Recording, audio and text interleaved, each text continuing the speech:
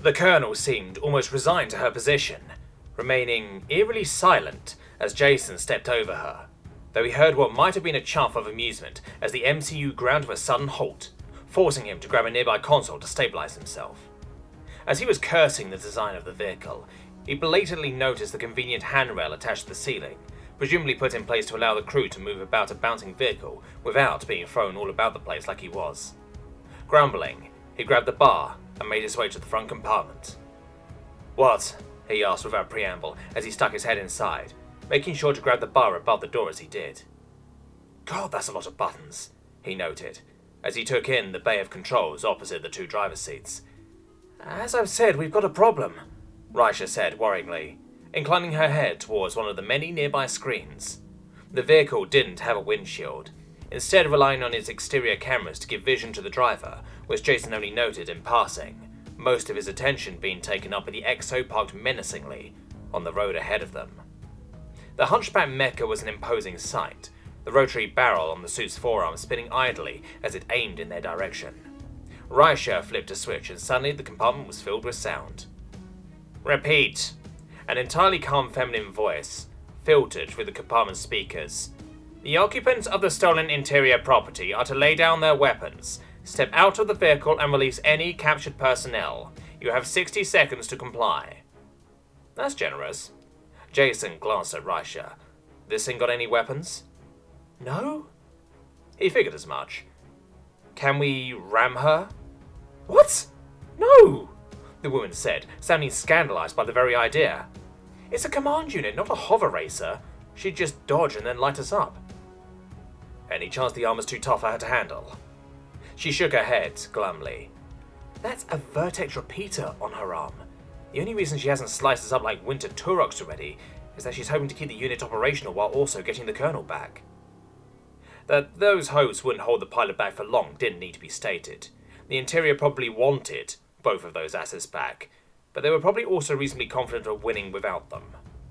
Jason sighed. "Which button do I press to use the external speakers?" Rajah looked alarmed, but pointed to one of the innumerable buttons, which made him wonder how she knew how to drive this thing at all.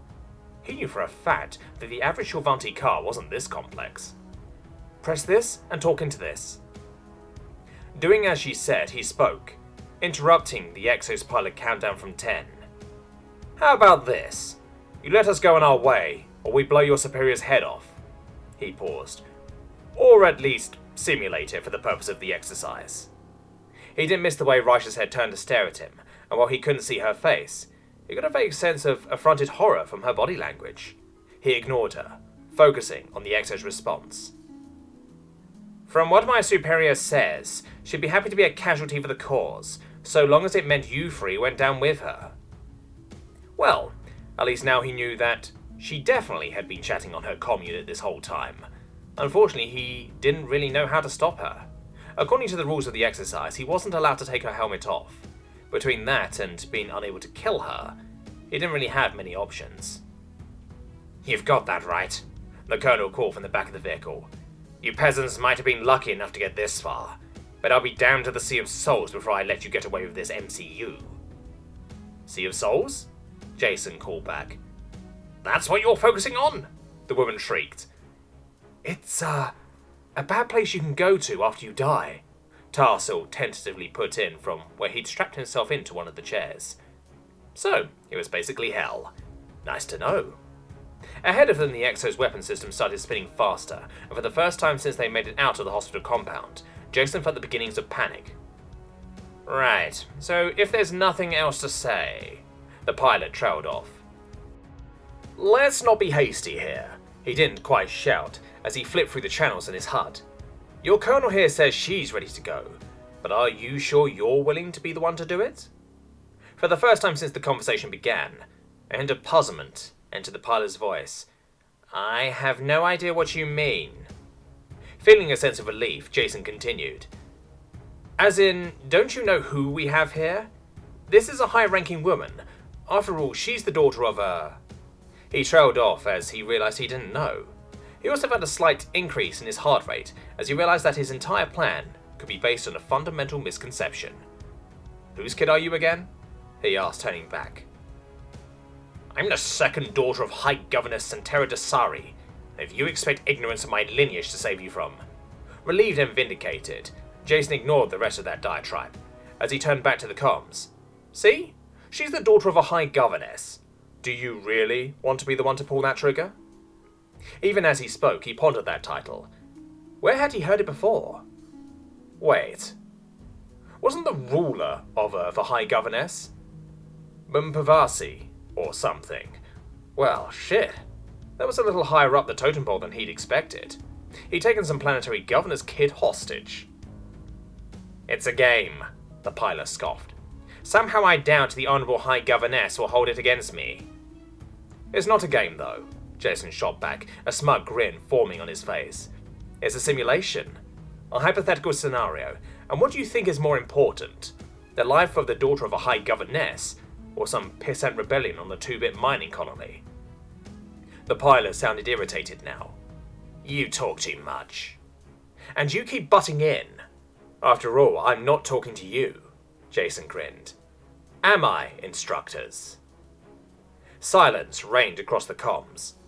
For just a moment, Jason thought he might have made a mistake. Then a voice came through his comms, and everyone else's too, apparently, given how they twitched. This exercise is now officially over.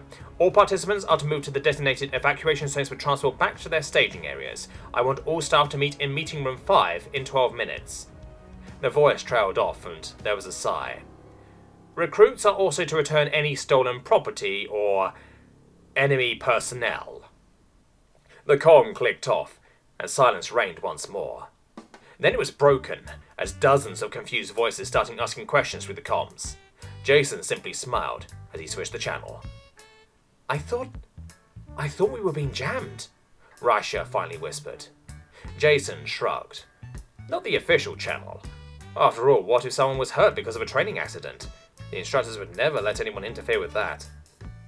He glanced back as he heard shuffling from behind him, and was unsurprised to see Colonel Dasari clambering to her feet, the paralysis imposed by her armor now removed. Smiling, Jason reached down to unclip Rysha's seatbelt. Come on. I imagine the Colonel will want to drive her MCU back to base.